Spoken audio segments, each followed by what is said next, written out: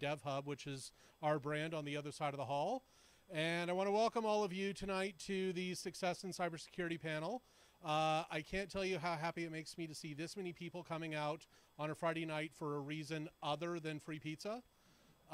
So kudos for braving the weather. Kudos for coming out to see the talk.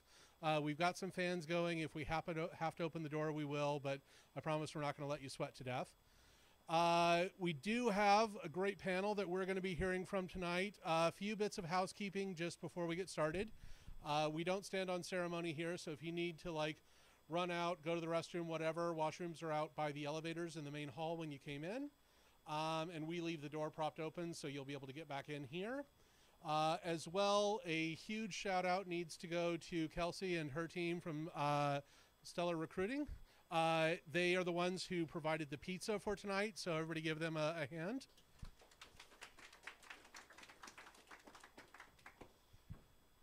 To set the tone for tonight, one of the things I want to say right away is that we're going to do our best to keep it interactive. There are some seats up here in the front if you'd like to take the nerd seats. Not that I'm shaming you at all. Thanks for coming. We're going to do our best to keep it interactive. We don't have a set of prepared questions. We don't have a script for our lovely guests to follow. Really what we're doing is we want to have a community conversation. That's a lot of what Devhub is about. There is information about Devhub and events coming up going on here on the screen. Feel free to read it as it rotates by. We have a conference coming up in May. If you'd like to sponsor it, please talk to me. Hint, hint. But at this point, I want to turn it over to our panelists because they're the ones that you came here to listen to, not so much me. I'm just going to be kind of the traffic controller for the night, moderating and kind of guiding and shaping and asking questions where I think they're appropriate. I do have 20 years experience in the IT field as a web dev and doing a lot of web security, so I will be able to help guide the conversation. But what I'm going to do first is let each one of these lovely people introduce themselves, and I will pass it over to Guru first. Thank you all for being here. Thank you, Stellar Equipment, for pizzas. Don, beautiful welcome as usual. Is it on? It's yeah. Not broadcasting, it's right. Broadcasting. We're on the yeah, so my name is Guru Shiva. It's a bit longer name than that, but I'll give you the short one. I work as a security consultant for a local-based company, Elevator Prompt. Before that, I've got about extensive experience in facial recognition and location tracking systems as systems analyst and systems administrator. Been in the security, or some people would like to call it the hacking scene, since a very young age, and I just love computers, building them, breaking them, whatever. Hi everyone, I'm Heidi Martin. My background in the last few years at least has been working with primarily tech companies and building out security teams within the company. So my perspective in application security is defining the strategy and building the team and defining what we're going to do. Before that, I spent a lot of time working in systems that leveraged digital certificates and cryptography. So that was my background, and I've been in the field of security now for probably, I'd say, 15 years or so. I'm Jeevan Singh. I have been full-time in security for about 4 years, but before that I was always been doing security on and off. Been on the dev side for maybe 12 years before that, so probably a little bit different ratio than most people expect. Usually people don't switch over to security so late on. Very, very technical, so work really closely with developers talking about architecture and how to best set up the controls for their applications. Yeah, and working close with the product managers and making sure that they're making the right compliance and privacy decisions. Good evening, everyone. My name is Dominic Vogel. I've been doing cybersecurity for close to 14 years. 10 of those years, or 10 and a half of those years, I was in various corporate positions. Past 3.5 years, I've been running my own startup consulting team, which focuses on virtual CISOs, basically providing security leadership to small and mid-sized businesses. And the company also serves as my personal tax shelter. Awesome. So that's your panel for the evening. Feel free throughout the evening to pepper them with as many questions as you want. Definitely, if something they have said sparks your interest, feel free to throw up a hand. Like I said, we actually want this to be a conversation more than them just talking. So now what I'm going to do is I'm going to kick things off by asking the question to the panel. Could each of you give me about 3 to 5 sentences about where you believe the current state of the cybersecurity field is as a profession? There's a lot of demand in this field, much less supply in terms of growth, and there's a lot of exciting things happening. I've been in the security field as a hobbyist for some time now. I've just recently joined as a full-time security consultant, and I still see a lot of demand, and it's just not enough supply of security professionals. Yeah, I'll echo what Guru said. I think technology is moving really fast. It seems to just be moving faster and faster, and everything is becoming software. There's a lot to be gained. Most of our data, most of our money, our secrets, everything are digital now, and the field of professionals that are interested in defending that kind of that data is not big enough, and so we need more, and I'm not sure at this point we're not keeping up, and I don't know how we're going to do that in the future. Yeah, and the field of security is quite wide. It goes from privacy compliance to IT all the way to application security as well. So, and all areas of that is booming as well. So if there is a particular interest, there's lots and lots of demand and lots of room to grow. Even here in Vancouver, there's a lot of demand for security professionals. So very, very exciting time to be in security. Yeah, I mean, just to summarize what everyone was saying there, it's very much a market where employers don't have any advantage. It's all for people who want to be able to get into the security field. They have the advantage. So it's very much an area in terms of supply demand where every organization, from the largest organizations to even the smallest, they all need some level of assistance from a security perspective. And that's right down the stack. I mean, it used to just be at the network stack where we were talking about security. Now it's at the human layer, application layer, all the way down. So there's from a security field perspective, it's very deep, but very broad as well. Like the other panelists were saying, from privacy perspective, enterprise risk perspective, it's very, very deep and very broad as well. So you don't have to just be someone who hacks. There's tremendous opportunities right across the field. Awesome. So now throw it out to the audience. Quick show of hands. Who currently works in some aspect of cybersecurity right now in their job? Okay, about a third of the room.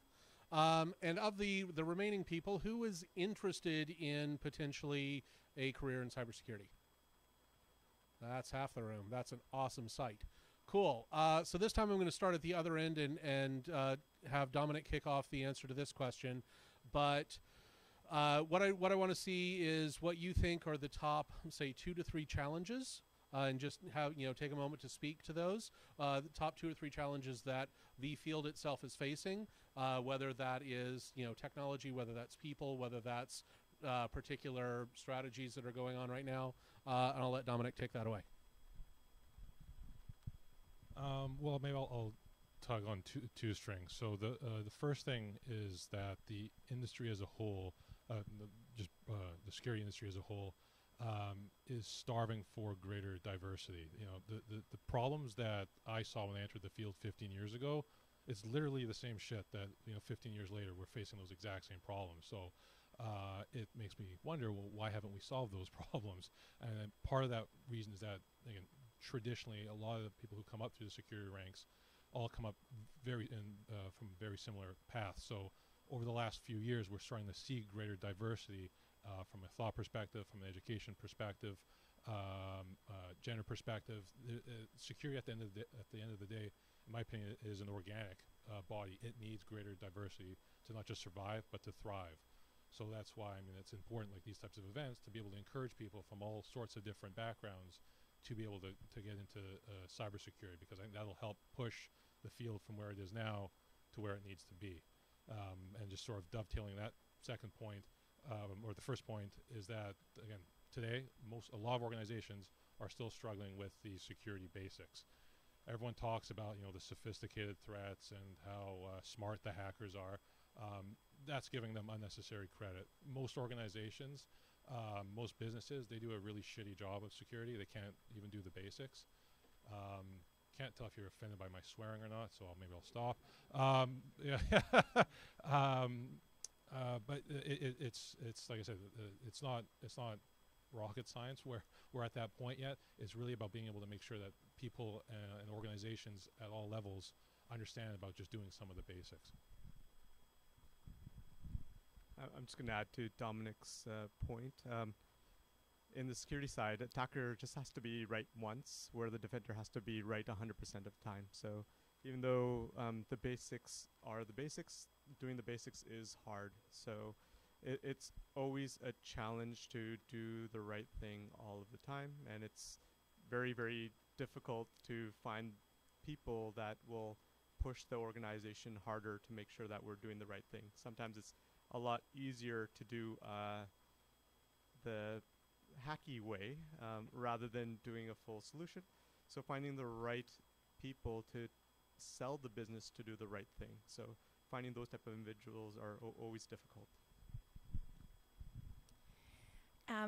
Yeah, it's a good question. It's funny, we were actually just talking earlier about companies' willingness to adopt security, and we were saying how until you have a breach, most companies just can't really do it. Like, they may say they want to do it, but they're actually not willing to from the top down, and it's a really hard thing to do if you don't have buy-in from the top. But they'll say that they want it, but then without realizing what that means to an organization. It has to be embedded in everything. And so that's a challenge, and you know, it's too bad that companies have to go through a breach to then realize what the value of that is. It's not, yeah, and it feels like I'm always optimistic that that's not going to be the case, and then I, you know, find out the reality. So that piece is unfortunate. One of the things I think that may help with that is that we're seeing a lot more talk about privacy, all the issues that Facebook's had, the GDPR in the EU. There are all these a lot more focus in your data being your data versus being the company's data when they gather it. And that, you know, in order to have privacy, you need to have security. So I think there's like, hopefully that's going to come hand in hand and become more important. But yeah, I think that covers what I was going to say. I'll try to add a few words. One of the things I've been fortunate enough not to experience, but I've seen happening in a lot of organizations, regardless of what size they are, is they try to put the security under the umbrella of IT. And, you know, it's for various reasons, one being budget, is, you know, a very difficult thing to do, because now you're just giving that very limited budget to security. And it's like, all right, here, just run along and try to make sure we never get hacked, which is, you know, not always the case. There's different motives for different hackers out there to hack an organization, and when that happens, you know, the news is filled with all sorts of you know, breaches by companies, large organizations, like with enough money to sort of have, like as Dominic said, like basic security elements in place, but are not. And then we, as, you know, users, or like, how did this happen? Like, you would expect a giant corporation to, you know, be able to protect our data, and that challenge has been there before in the past, and it's still here. Awesome. Anybody in the audience have a question they want to throw to the panel based on what's been talked about so far? Crickets and tumbleweeds. Oh.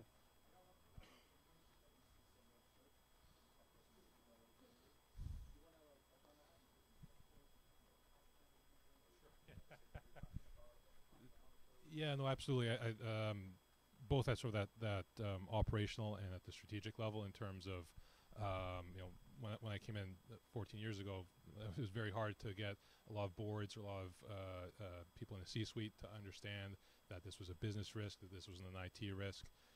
Again, at the larger enterprise level, that's now changed. There's that greater acceptance and understanding of that, but now that has yet to percolate down to the small, mid-size realm as well. That's still very much a foreign concept for a lot of organizations. And then, yeah, from a more technical or operational perspective, things such as, you know, local admin access, struggling with from a patch management perspective. Some of those items are definitely ones which, again, globally speaking, these are problems in which as an industry, we should be putting out better solutions that aren't relying so much on the human. Another case in point is with passwords. I remember 14 years ago when I joined that passwords. I still remember reading an article saying passwords are on their way out, and here we are 14 years later, and we're still using them. So there's a lot of larger problems which somewhat rely on the human factor, which I think as an industry we can push forward and hopefully change sort of some of those paradigms.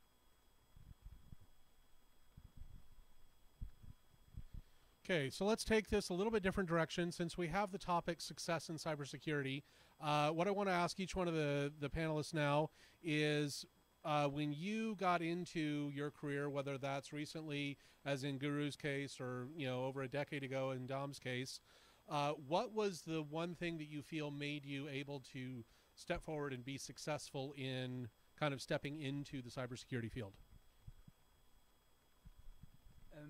So I owe a lot of credit into getting this career to the community we have here in Vancouver. When I first came to Canada, I think like 9 years ago, I was on Vancouver especially. I was like, do we have like an information security community and all that? But I was pleased to see VanCDSec, B-Sides Vancouver.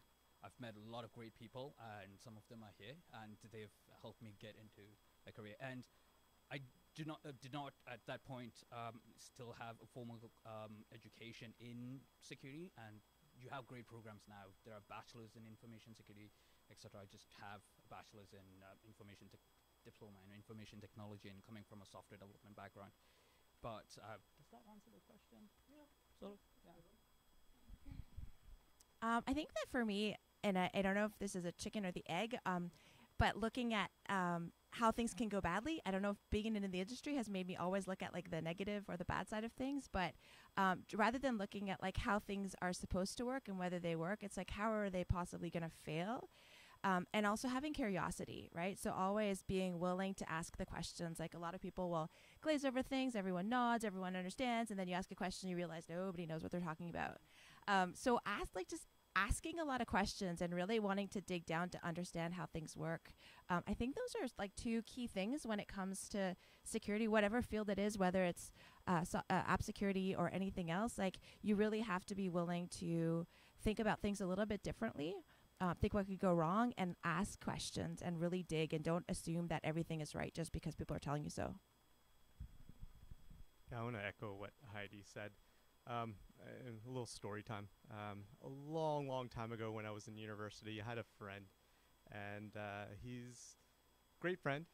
Sometimes does some shady stuff. So I remember going over to his house one afternoon, and he's like, "Jeevan, come in." So I came in. He shows me his computer. He's like, "Look at what I've done," and he had cracked a third of the engineering department's username and passwords, including the profs. So yeah, that was the first time I really got a foray into security, and that has always kept with me. So I've always had a healthy distrust of individuals and systems because of that one moment, and because of that, I've always had a curiosity on how things are actually set up. How can you break them? And and just a passion for it. So really enjoying what I do and always wanting to learn a lot more. I think for me, what I always go back to is when I wanted to, out of university, I wanted to get a cybersecurity job. And at that time, cybersecurity was still very nascent, very new. There were very little, especially in Greater Vancouver, very little entry-level jobs. And more than anything, I just wanted someone to give me a chance. And being the stubborn mule that I was, I decided to wait rather than take any job.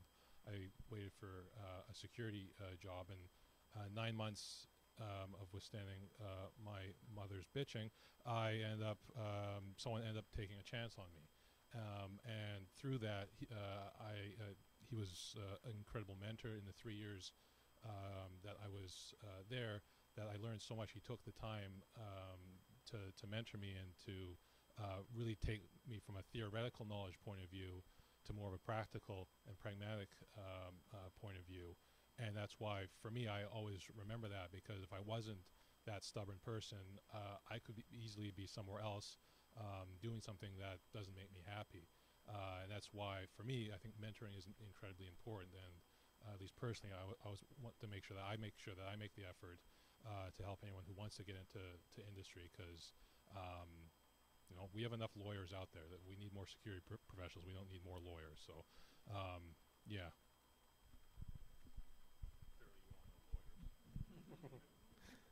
That was a really good set of answers, and yeah, I mean, I'll give extra points to the last one because, for example, myself getting into development originally, I'm entirely self-taught. I've never taken a coding class, so I was only able to become a professional in the industry because of the mentorship I got, which 20 years ago, interestingly, came from a rather diverse source. It was a woman who had just gotten a job at the Space Telescope Science Institute in Baltimore. That's the ones that runs the James Webb and the Hubble. And she had broken into information systems and started teaching me how to do web development and got me started with some initial like DevOps and sysadmin kind of stuff. And that was where I first learned the kind of security first mindset that has kind of been a driving force throughout my career for the past 2 decades. But yeah, mine started with mentorship and also the community around wanting more people to be able to do what it is we do. So carrying success forward, we talked about what got you into the industry. Now I want you to look at your day, like think about, calendar day today, Friday, February 22nd, 2019. What is it that you are bringing to the table today that you need, basically what skills are you having to draw on a daily basis to be successful in your current roles? Curiosity and persistence and passion. Like any other fields, this is also a field where things can get really stressful, long days, long hours, but passion and curiosity. Well, I think in terms of the role I play, it might be a little bit different than what you might be experiencing. Like I try to figure out, how do you talk to execs? Like how do you learn the language to talk? How do you translate this tech talk into something that an exec would understand? Someone from marketing, someone from HR, any of that. And then I try to figure out, how are we going to grow a team? What's a strategy? What are our top risks, right? That's how I approach it. So I do have an application security team, and it's like, well, where are our crown jewels, right? Well, how could you possibly get to those? Where do we have controls in place where we're preventing that from happening? So kind of always building on that and always layering and trying to make sure that you're focused on the right things, and tackling what's important. Yeah, being closer to the technology side, it's a lot about problem solving. So we are worried about problem X. So what defenses can we make sure that we put in that are efficient, long-term, and quick to prevent attack X. So making sure that you are able to solve problems, fit it in a budget, and do it efficiently, it's always important. Yeah, for me, it's very much gone from having to be overly technical to rely. Most of my day is relying on my foundational skills. I know most people refer to them as soft skills, but for me, my foundational skills in terms of being able to communicate to my clients or potential clients, very much like Heidi was saying, in the manner that resonates with them. I can't be saying that, your firewall's no good because it's blah, blah, blah, blah. You can't speak tech talk to them. So continually refining my communication skills and risk management skills to be able to communicate those in a way that resonates with people who focus on operating a business or running some sort of business or organization. People who are not technical. That, like I said, that communication and the empathy side are things that I'm pretty much working on a daily basis.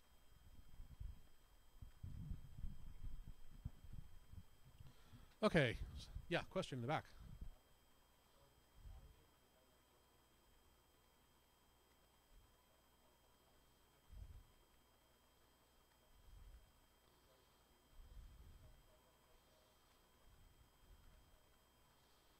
So I'm just going to repeat the question for for the broadcast. Basically, when we have things like 128 and 256-bit encryption, but with enough cloud time, you can pretty much blow that away.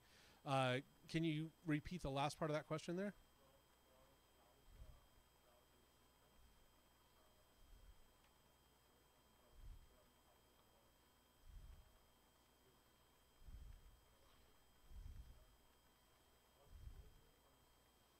Okay, so how does the cybersecurity role come in when it comes to cloud-based, and especially kind of the platform as a service with the pre-built security into it? We'll start with Heidi this time. I'm dying for this one, actually. I'm like, oh. I know, I'm like, let me add it.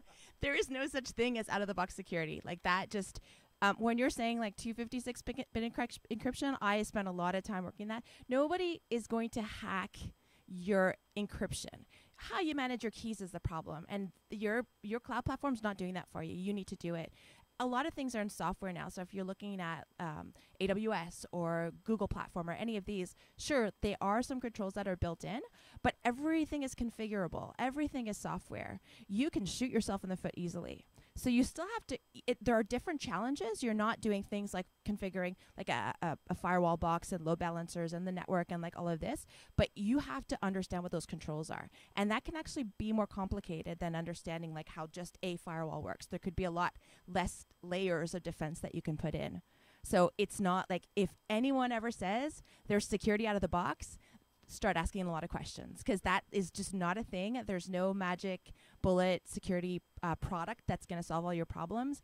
And there's a lot of like this lingo, like people saying, oh, it's super secure because there's 256-bit encryption, or we use machine learning or whatever it is. Yeah. Or it's AI, or like it is jargon. It means nothing. So like it means something different to everyone. And you need to dig a lot more than that.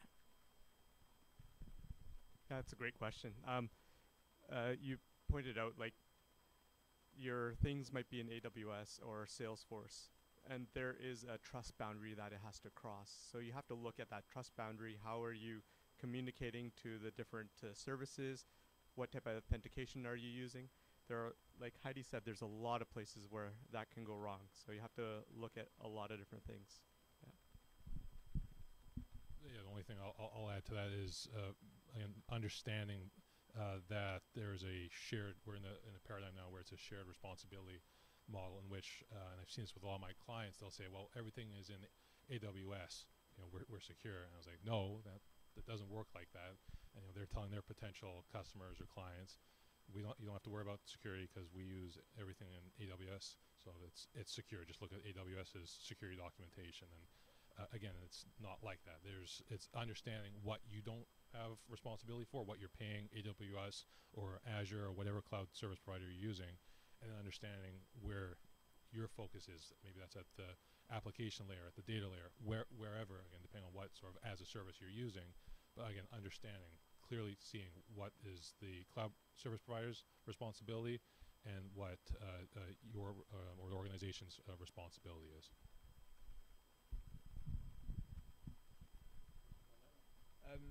Just a few words on that. I've worked extensively with the development team, and it's one thing I know, and I've so many times audited, their configurations and all. You can give them all the tools, and you can give them all that, and eventually there has to be at least a team to to audit, to make sure everything gets shipped to production properly. And I've seen it fail many times, and they still do. It's not. I have anything against development team, great people, but they're also under a lot of stress to ship out product, and they might miss a thing, they might miss two things. That's why you have QA team, and then you have application security team to make sure everything just gets shipped properly. I mean, I wish we could just blindly trust computers. That would save us a lot of money and stress, but I'm also glad not, because we have a job, right? Yeah, I'll tell a really quick war story with names changed to protect the completely guilty. One of my consulting clients recently, that I only meet with them like once a month, they recently did a new launch of their product. They'd done the tragic startup mistake of doing a complete rebuild of their product. And the CEO sat me down, and with a big smile on his face, he said, "Oh yeah, we've offloaded all of our security to AWS now." And I stared at him, and while it wasn't necessarily the most professional thing to do, I actually asked him, do you know what it means when you put the words in that sentence in that order? And he's like, what do you mean? And he had the site up for me to look at, like the new rebuild, and I did SQL injection in 15 seconds. And so I asked him, like, where's your AWS? AWS doesn't stop this. This is still your applications problem. But yeah, he was very proud of himself and like smug, and apparently had been telling investors that they had offloaded all of their security to AWS. And he's wondering why he's not getting investment. So yeah. Okay. So speaking of technologies, question? Oh, please.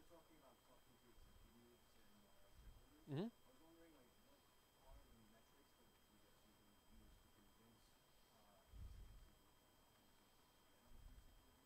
Ooh, great question. So the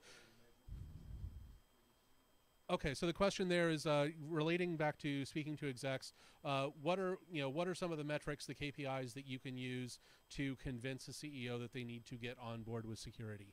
Anyone want to start with this one? Dominic's going to go for it. This is very much part of my quest for finding the Holy Grail, because that's very much a work in progress, in which something that will resonate with one board or one set of directors or C-suite won't resonate with another, because each C-suite is very unique, just like every organization is unique. But again, broadly speaking, when I do speak with executives, there is no tech talk. First and foremost, that's rule number one. Like, don't mention how many files were blocked by the firewall. They don't give two damns about the firewall. Really, it's about framing things from a business context perspective. So the metrics that I generally like to focus on really focus on from a detection point of view and from a visibility point of view, in which if we can demonstrate that from a visibility into the focusing on how you use the term crown jewels, being able to focus on, in terms of the most sensitive company data or personal data that the company holds, to what level of degree does the organization have some level of visibility. So that's one of the first metrics I like focusing on, saying, if we're not at 100%, and very few organizations are, that's again a quest to be able to say we need to keep digging deeper, keep understanding where the data is, how it's being used. So that's one metric I like to focus on. The other one is focusing on sort of what security incidents happened during that past month, and what I refer to as what the dwell time is. So dwell time is again focusing from I guess there's a couple metrics within that. One is from when it was detected to when everyone stopped screaming. What was that time length? And be able to compare that to previous months and previous years, to be able to say, as an organization, we are getting better at responding to security incidents, and that time is going from this to this to this, and it's getting shorter and shorter. The other one is being able to show that, and again, some of this requires some months of further investigation, but be able to pair each incident with being able to, as accurately as possible, be able to say, so incident X, that went undiscovered in our environment for 2 months, 3 months, 4 months. So where possible, I try to be able to find that type of metric as well, because if we're, as an organization, they're hitting into a lot of incidents which are going unnoticed for 6, 7, 8 months, that's generally a key there, that they're not getting the right level of visibility. So those tend to be the two areas that I like to focus on. Yeah, Dominic hit quite a bit of different ones. I want to talk about one tiny sliver in particular. Security teams are huge. So you can have incident response, you can have application security, cloud security, corporate security. So just want to talk a little bit about product security and a very small sliver in product security as well. SLAs. So you have tooling to find vulnerabilities in your system, and it's responsibility of the development engineering team to actually fix those vulnerabilities. So making sure that they fix critical vulnerabilities in the time allotted, and they're not going over time. Same with the high, medium, and low ones. So that's really, really important, just to make sure that the proper hygiene is going into the system. So, and that's again with patch management, any sort of vulnerabilities that are found. So that's one I like focusing on, making sure that the engineering team is doing the right thing and helping guide them to do the right thing.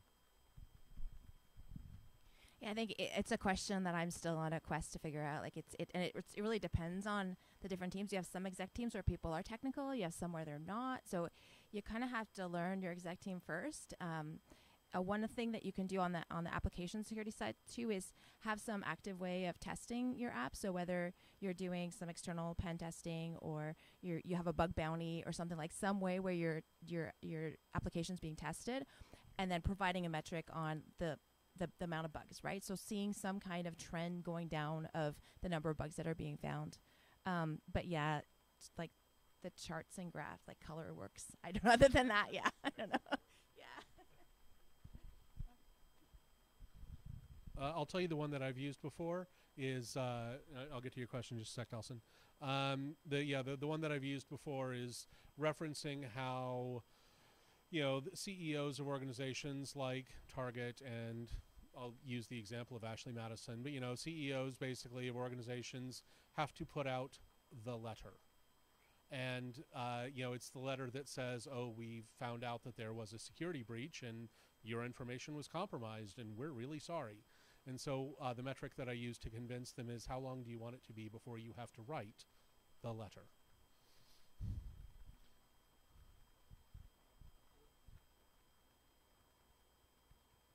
Oh, good question. So what's the biggest misconception that you find that developer teams have in terms of security? Guru, I'll kick it off to you. Brilliant question, and that their code is secure. They've used the latest frameworks. Basically that's it. The code is secure, and it's what's the famous well-known phrase we use? It's not a bug. It's a feature. It's supposed to work that way. Well, yeah, if we were in the business of leaking our customer data, maybe so. But yeah, that's my experience. Yeah, I don't have a better answer than that. I think that's actually the misunderstanding that you just have to know how to write code, and then your code is inherently going to be secure. So I think that's often the challenge that I encounter, is how do you educate the devs in a way that they'll listen and pay attention, and show them what vulnerabilities look like, show them what like a logic flaw in their code looks like. How do you think through code? So I don't think that that's part of training for most devs when they go through whatever education. And so providing that like constant ongoing training to show them that they're wrong. Yeah, I think both of you hit it, but I had great fortune to work with a lot of great developers, and I'd say vast majority of developers, they just want to learn more and more and more. So just being able to talk to them about security, and my goal isn't just to secure our business, our company at this one point in time. I want to make sure that I grow the skill set of these developers, that even if they leave the business, they go to other companies and be able to help adopt security there as well. So being able to educate them in that sort of fashion. So yeah, there's probably no education there, but just continuous education for developers. I think just leveraging what he said there, I think the main problem is that there's a lack of empathy and understanding on both sides. You have the security team, looking at the developers thinking, why the hell can't they code securely? Then you have the developers looking at the security team saying, why can't those monkeys leave us alone? So it's that lack of understanding in which both have their own set of agendas, but neither are trying to take the time to understand one another.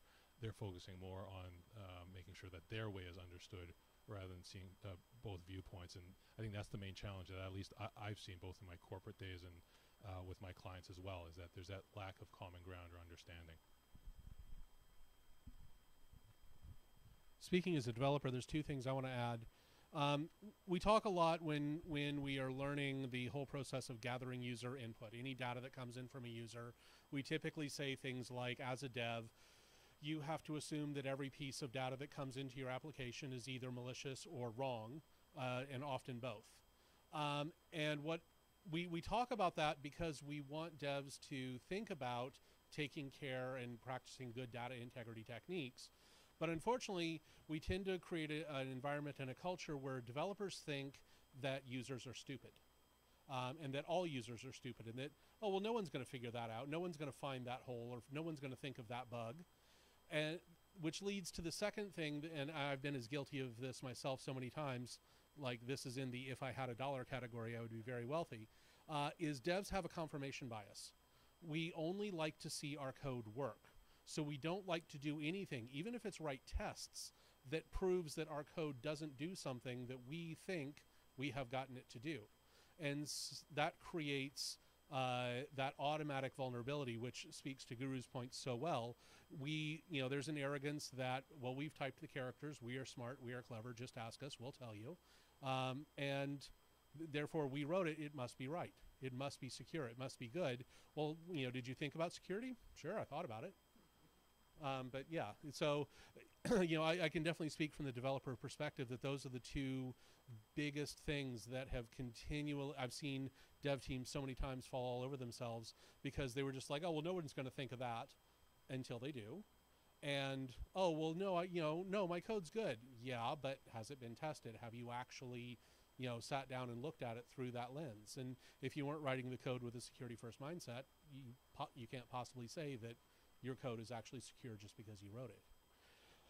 So I really liked that Jeevan started to draw lines in the sand and the niches of the various ways that the cybersecurity industry has matured. And I would say there's probably been a hockey stick in the past about 7 to 10 years. Because before, I think, Dom, you made the point before, it was just network security. And literally it was the guy in the basement with the sweatpants and the Doritos. And that was your entire enterprise security team. So I'd love to get opinions from the panel about what you feel is kind of the new hotness, the place where cybersecurity is really growing, what particular niche, whether it's DFIR or AppSec or whatever that may happen to be, like where do you see the field growing the most, say in the next 18 months to 2 years? I enjoy using buzzwords in questions like that. So IoT, Internet of Things, especially when you have vendors, not securing their product. So in IoT itself, I was just reading some blogs. There's also so much demand for people who could, for skillful security professionals that can test IoT devices, and there's still a gap for just filling that particular. Overall, yes, there's a gap, but IoT's one of them. I think that everything is becoming code, and so application security is definitely an area. Being able to, whether you're on the red team side, where you're pen testing or you're trying to break the application, whether you're helping the developers understand how to build good code, whether you're putting the tools into their CI chain, into GitHub, wherever to detect what's happening, all along, like application security is going to become more and more important. The other thing for me is on the vendor side. So we use so many cloud applications now. Like if I look at my business, everything is cloud. Our HR runs on a cloud application. Our ticketing system is cloud. Everything runs somewhere else. Everything wants to talk to everything. Like your Slack wants to talk to your Salesforce, and all of a sudden you have all of these connections. And so having some emphasis in understanding where your data is going, being able to evaluate your vendors and to know where you're putting your data. I think that's an area that's a bit overlooked still at this point, and to me is a huge risk area. I'm going to echo the sentiment. Application security. And specifically for me, it's been on the blue team side. So you mentioned red team. Red team is more offensive security, breaking things. Blue team is more defensive side. And it's just very, very rare to find developers that switch over to security. So I have a little bit of bias because that's what I did. But having developers that spend 5, 7, 10 years on the dev side and then switch over to security, it's such a rare skill set and really, really hard to find those individuals to bring into the organization. So that's definitely hotness for the next 18 months to 24 months. Yeah, I definitely agree with everything everyone said, and just to maybe just add something else onto that. So I mean, the traditional focus on security was at that network layer, the network perimeter. That perimeter, because of cloud and other things, no longer exists. I think greater focus is going to end up being on those new perimeters, which is around the user identity, so the identity perimeter and the data perimeter. So areas around sort of identity access management and data security. I think there's going to be a lot of growth and job security in those areas as well.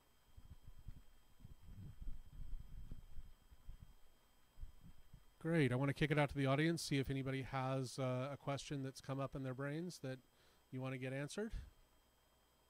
Yes.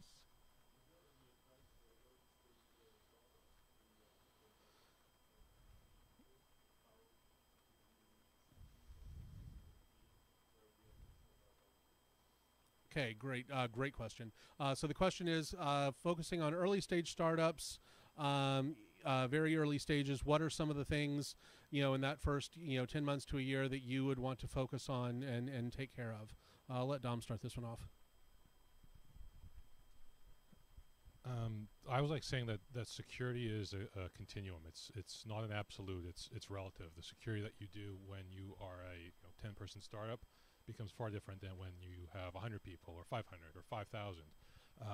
But I think it's very important to at least have those discussions and at least start laying down the people element of a security culture. The most important piece of any security program is the culture. So instilling a culture where that security is important, that as things change and as decisions need to be made, that's looked through a security lens, I think is very important. Do you need to do security to the nth degree? No.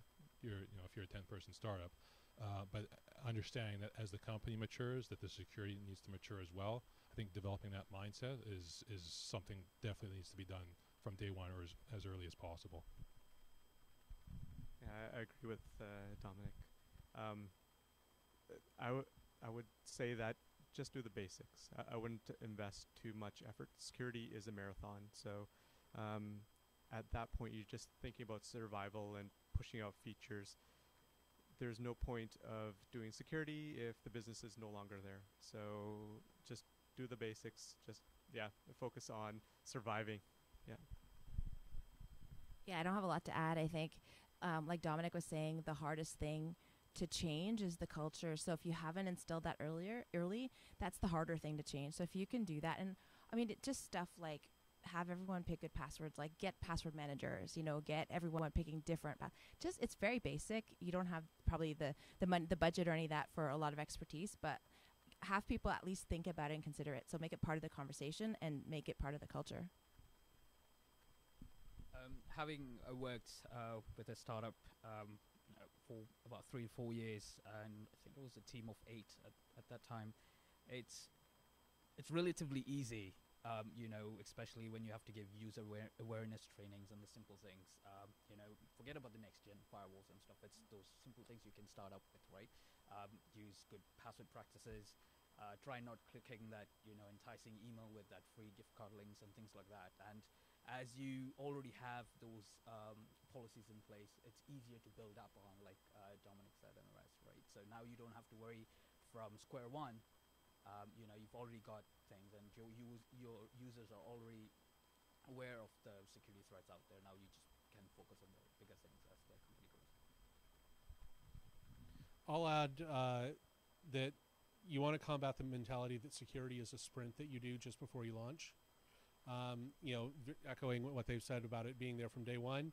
And definitely the culture is the biggest piece, but a lot of startups get so focused on getting customer number one that they forget that bot number one has already hit their domain pretty much from the moment they registered, from the moment the IP went live. You're getting customers. They're just not the ones that are paying for your service. So it has to be a mentality from day one. If you can convince your dev team that it's not about the blame game, a lot of dev teams look at, to Dom's point earlier about why won't those monkeys just leave us alone, it's because they feel vulnerable. They feel like they're being blamed for things going wrong. And I'll always take the hockey mentality, which is you're playing for the name on the front of the jersey, not the name on the back of the jersey. It might be cheesy and straight out of a Saturday morning movie of the week, but the truth is, if your dev culture is that it's a priority and it matters, you'll find that it becomes far easier to scale your security once you are at a point where you have the budget and the traction and the funding to be able to do so. Question in the back.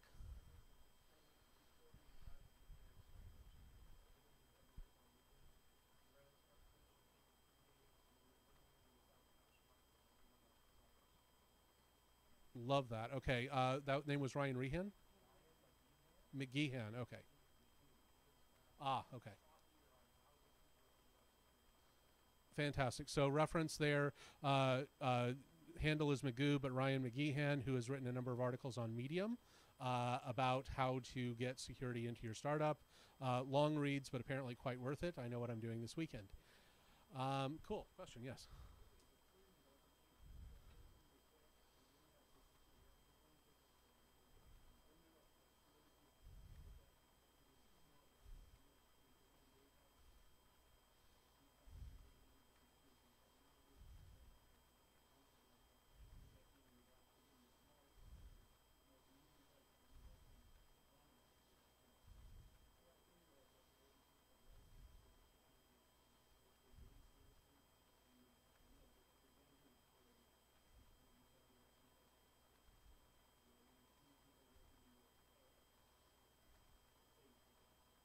So yeah, to summarize that comment, touching on the points that security applies for everyone regardless of the size of your company, that it is a very different landscape than it was 14 years ago, but it is something that everyone has to take seriously because it does apply to everyone.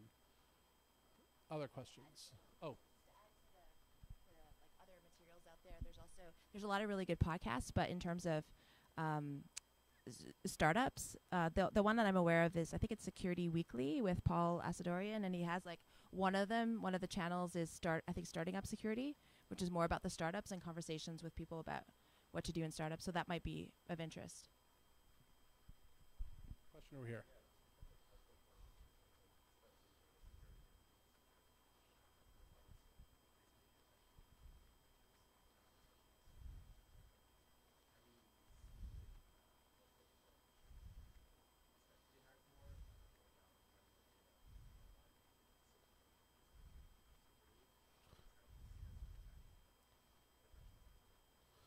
Okay, so I'll summarize the question for the stream, although I think the panel got a good sense of it, is with the media attention and the spotlight being on data breaches and data privacy, especially with large tech companies that are supposed to be reliable, is that changing the expectation of security, and is that changing what the professional response to it has to be? Who wants to dive? Jeevan, I'll let you dive on this one first. Yeah, I think most security professionals have a breach-first mentality. Just assume breach and just build out your systems that way. So a lot of the exercises that we go through at work is making sure that if we know we're going to get breached, how do we slow down the attacker, ensure that we are notified that there's an attacker in the system, and then get them out of the system. So, and pretty much all companies work with that mentality. You just are going to assume breach. Yeah, and just to add to that, I think we're in an interesting time where in the next few years you're going to see companies their ability to respond to a breach become a competitive differentiator, because the companies that do it well, a breach will just be a speed bump. Companies that don't do it well, it's going to be a massive sinkhole which could threaten to shut down the company. So I think that's definitely, companies are shifting, especially smaller mid-sized businesses as well, because I think a lot of the enterprises are already at that level, but moving away from that sort of zero breach mentality of 100% security to more of a, like Jeevan was saying there, assume breach and be able to structure in such a way that it's just a speed bump. Yeah, I think in terms of, if I think back 10 years ago, you didn't really hear about security. So definitely it's becoming more and more part of what people talk about and part of the culture. I still, I think as well, though, the push to push code out quickly is still there too, right? So they kind of compete in some ways. And there's not always a good understanding of what to do for security. It's like one of the things I think about is it still seems like security is really complicated, and it's complex, but there are a lot of basics and easy stuff to do, but it always feels like you're reinventing the wheel in some ways with security. So I think we were talking about it more, but we haven't figured out how to make it easier, in my opinion. Well, I think just to summarize what Jeevan said, it's it's not the question of if, it's when, if it's not already happened, and being able to recognize that in a very short span of time, and we are talking about like hopefully in hours, if not less, actually makes a complete difference on how well protected your company is. So building on the question about what are some of the common misconceptions that developers have about security, given the esteemed experience on the panel here, I'd love to hear what are some of the common misconceptions for what we will call muggles have about security. Who wants to go first? Dom.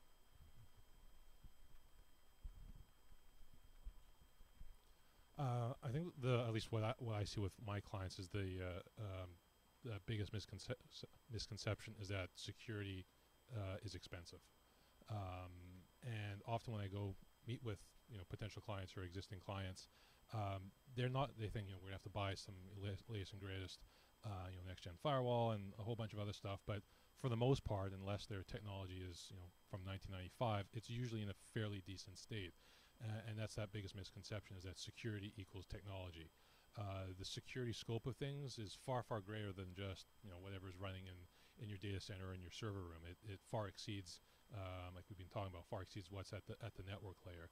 And being able to examine further the sort of the people aspect of security, the various policies and processes that go into making a robust security program.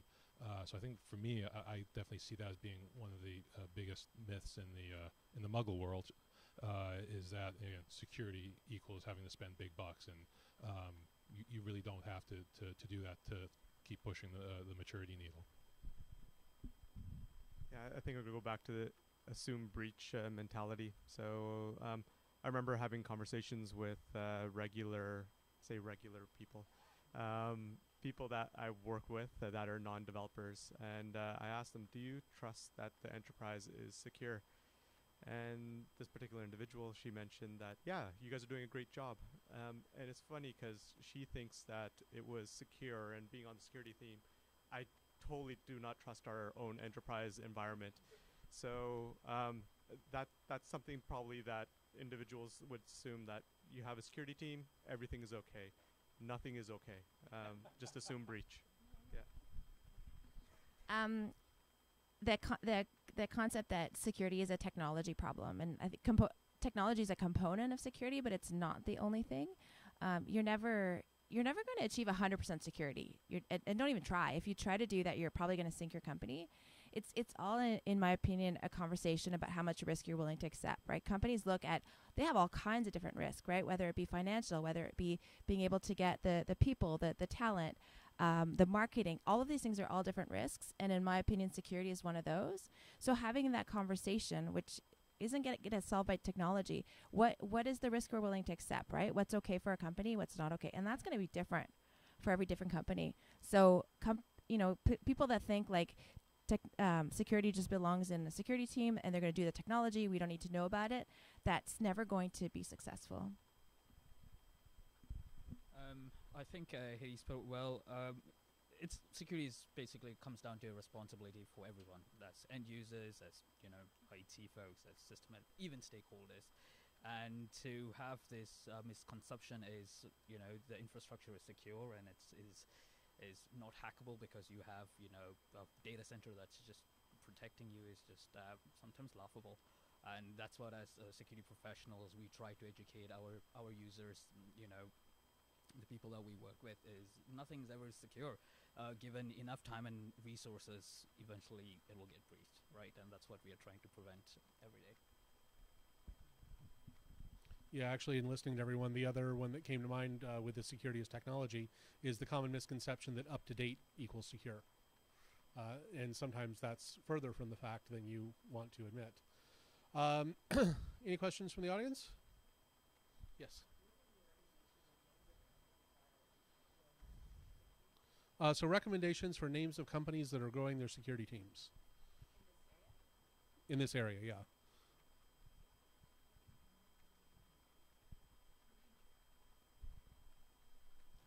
What I'll say to that is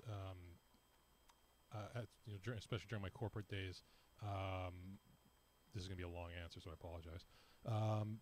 That I think there's great value in finding good, trusted advisors and for me, a good, trusted recruiter. Recruiters are a dime a dozen. No offense to you guys, but like a good, trusted recruiter is very, very hard to find. And so I think when you can find really good ones, they can be able to provide you great insight, market intelligence that others can't. So I think that's a really important piece. And the team back there, Kelsey and her team, they're rock stars. So I've known them for years. So I think that's really important to be able to have that type of relationship.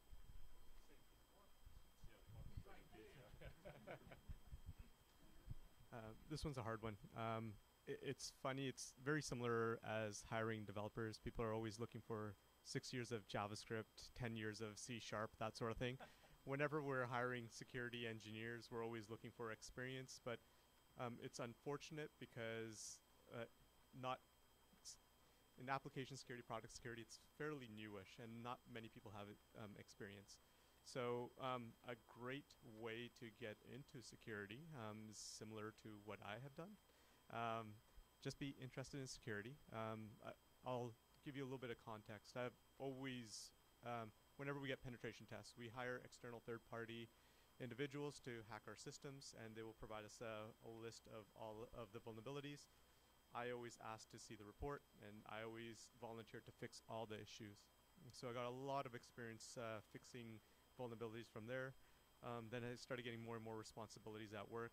I couldn't fix all the vulnerability myself, so I teach my team how to fix vulnerabilities, and I started getting way more responsibilities. So I decided it would be easier just to teach the whole engineering team how to fix vulnerabilities. By just being a developer, thinking about security all the time, I was sort of known as the security person within the business. And then they saw that I was spending a lot more time on it. They just said, why don't you just do it full time? So getting into security in a different route. So being in a business that cared about security, but at some point had enough budget to actually hire someone full time. That's another route to look at. From what I know in this area, the companies don't typically expand their security teams very fast. Like they do, unless they've had a breach, it's like gradual increase. I work at Clio. I know we have a role open right now for an application security person. I know that Apple has a new office in Vancouver, and they actually have a posting for a few different application security people. Other than that, I can't think of which companies. Like most companies will have one or two right now. Amazon's Amazon's always hiring. Yeah. I can't think of others.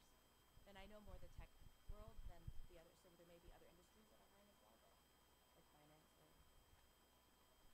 I mean, from what I can tell is there's definitely demand. So it's hopefully not going to be a hard time just finding companies with open positions for any type of security roles. So we are lucky that way. Always have a job. A lot of networking as well. So there's a lot of people. So if you start talking to other people, they'll let you know of jobs that are either going to come up or that are just being posted. So if you do a lot more networking with security individuals, you might start hearing of developers' jobs. I can speak that from experience. Yeah, and also to one of Guru's earlier points, if you are looking for that kind of thing, find the InfoSec community, here in town. Like, we mentioned Van City Sec and B-Sides and 2600. There's a lot of groups and meetings that you can go to, and that will help to expose you to where those needs are and who knows about them. So that's a great way to do it. So want to wrap up, and so I want to kind of do this lightning round style. Real quick, if you could go back in time 5 years and give yourself one piece of advice, what would it be? God, I don't like these.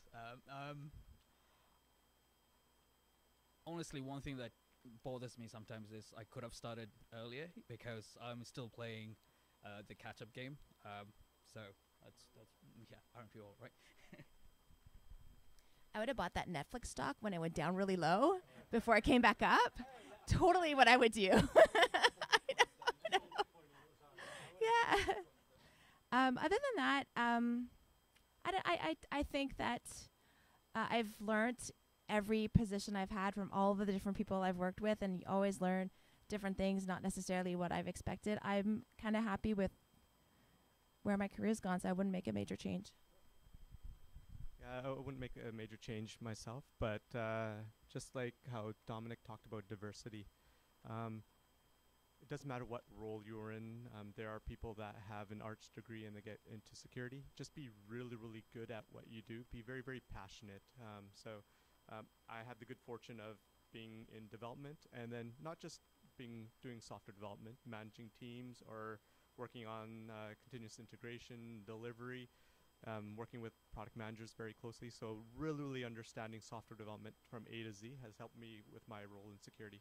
Sometimes you have to influence others to make the right decisions. Yeah. Yeah. So for me, if I was to go back 5 years, I think for me it would not take it so damn seriously. I know for people who've at least been in manager roles or director roles, and there've been recent articles about this as well, that as you go up the security industry, one of the main problems with that is that there's a lot of burnout in the industry. So I think going back 5 years, I think just not taking things so damn seriously and just calming the hell down, I probably could have saved myself a few sleepless nights. Yeah, but Scotch is so good. Okay, so I want to thank our panel for everything they've shared with us tonight. We're going to be hanging around for a while, so if you had questions and you just want to come up and talk to us one-on-one, we'll be happy to have that chat unless we have pizza in our mouths. But there are still 9 pizzas left. Please feel free to be hungry. If you liked what you saw tonight, please feel free to give us some feedback on the meetup page. We will have the link for the stream that we took posted on there, so you'll be able to go back and hear some of the thoughts that were shared tonight. And if you really liked what you saw tonight, tweet us at DevHubVan and talk about what you saw and make some noise about it. And that way we can get more stuff like this going on here. On behalf of myself and the rest of the panel, Mona is our organizer, I want to thank you all for coming out tonight. Have a great night.